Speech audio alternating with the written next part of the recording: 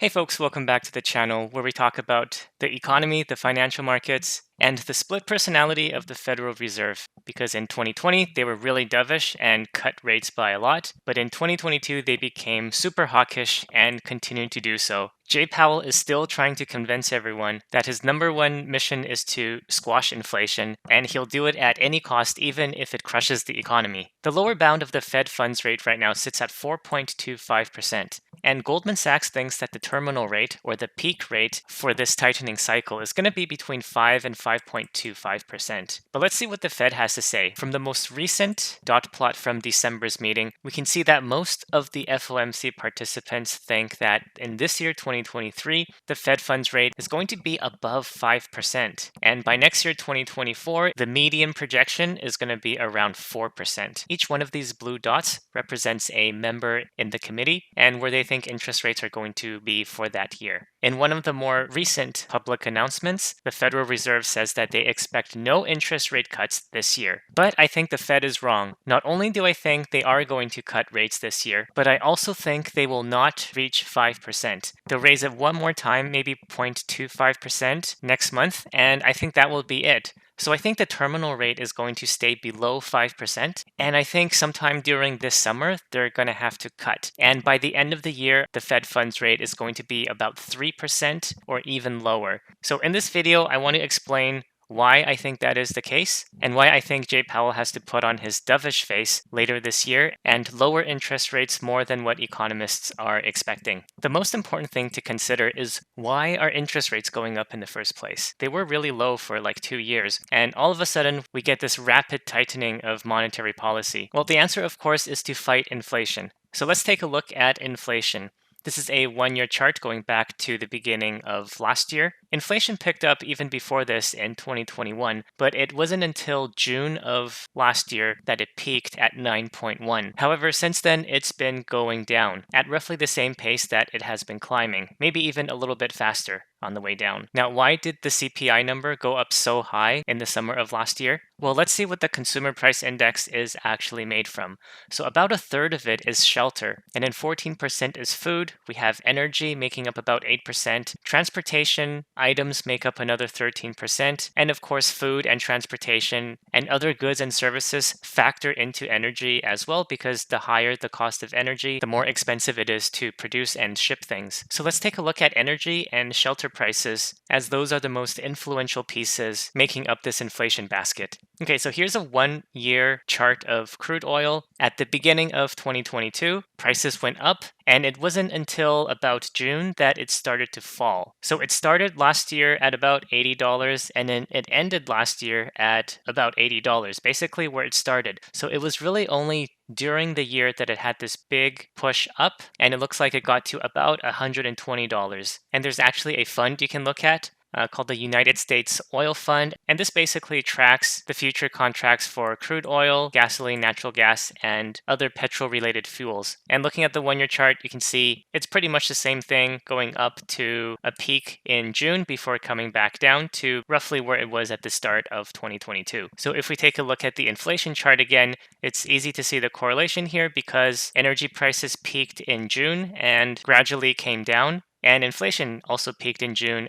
Now, if we take a look at shelter, I'm just going to use this data from rent.com, which is the median rent across the entire United States. The blue bars are the monthly rent price, and the prices are on the left-hand side right here. So this actually goes back to 2019, but just so we're viewing everything in the same perspective, let's only take a look at the last 12 months. You can see since 2021, the rate of rent increase has been pretty steep.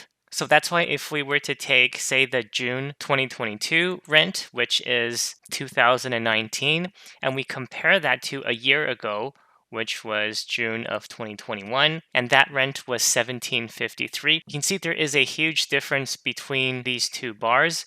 So when you compare the rent of June 2022 to the same month in the previous year, you get this huge difference. So that's like 15% year over year change. Now, the shelter aspect in CPI actually measures housing inflation a little bit differently, but I'm just using this as a rough measure just to get the idea across that housing inflation was very high last year in June. However, looking at this yellow line over here, which is the percentage change year over year, it has actually dropped off a lot over the last year, but we're actually not going to see the dramatic effect of that until this year in 2023. Because if we look at these blue bars, the trend right now seems to be that we've hit a high last year in, it looks like about August, and then since then rent has actually been going down as indicated by these next three bars. So we don't have the information yet for January or February, but let's say we have a new report out for January and it's somewhere around here. Let's say it's at $2,000, which is roughly where the latest data shows us here over the last 3 months. So now comparing January of 2023 with January of 2022, which would be over here, you can see that's not much of a difference. We're going from about 2,000 to just 1,900. That's maybe 5% compared to just 6 months ago, where the difference year over year was like 15%. So the year over year change now is only 1/3 what the year over year change was just 6 months ago, if that makes sense. So in order for housing inflation to continue to grow at 15% like earlier last year, then we need to see rental prices continue to go up, so that by the end of this year, the median rent would have to be like 22 or 2,300, which probably isn't going to be the case given how people's wages haven't been growing that fast. So when we consider how inflation is a relative measurement, it kind of makes sense why it was so high last year, especially during the summer months. The price of energy was really high compared to a year ago, and the price of housing was also really expensive compared to a year ago. However, if we look at these measurements today, the price of oil is now pretty much exactly where it was a year ago. So in other words, the energy portion of this CPI measurement is pretty much going to be zero or even negative if oil continues to fall. And a lot of the other components in the CPI is affected by the price of energy. Year over year change, this yellow line, is coming down, and over the next few months it might drop down to 5 or 4 or even 3%. So just those two components alone will have massive influence on the CPI, bringing it down. So unlike what the Federal Reserve says, I do not see higher interest rates for longer. I see slightly higher interest rates than now, and they're not going to last very long. Jay Powell says that he wants to see below trend growth and softening of labor conditions. Well, I think we're going to get that real soon. So what does that mean for investors? Well, that's all going to depend on what the market does for the rest of this month. I talked about this a little bit in my SPY options update, but basically the US stock market, measured by the S&P 500, is right now at a critical point because it's been in a downward trend since the beginning of 2022. And right now we're at that inflection point again, where either we're going to go above and probably bounce, which means October of last year was the low for the bear market, and we're probably going to see higher highs. However, if the market gets rejected from the top of this bear channel, like it has many times over the last year, then we're probably going to be heading lower.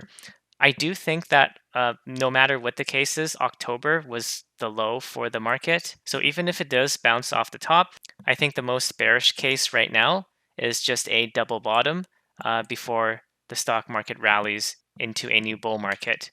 And the reason is because I don't really think there's any reason for the market to fall lower than that, because this was basically peak hawkishness by the Fed, and where everybody was thinking that the Fed funds rate was going over 5%. But if it turns out that they don't have to do that, and instead they actually have to cut rates later this year, then there's really no reason for the markets to continue going lower, unless earnings are really bad, which is still a possibility, but I think the market already has that priced in. There has already been a lot of downward earnings revisions for S&P 500 stocks. So even if there's another 10% surprise on the downside, that would take us down to about 360 or 350, which is roughly where the previous low was. There might be multiple compression, but I think that's going to be very short-lived as people realize policymakers will be accommodative if the economy gets really bad, which is why I think rate cuts are coming this year.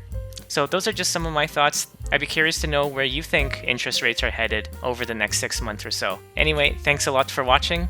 Good luck with your investments, and I'll talk to you in the next one.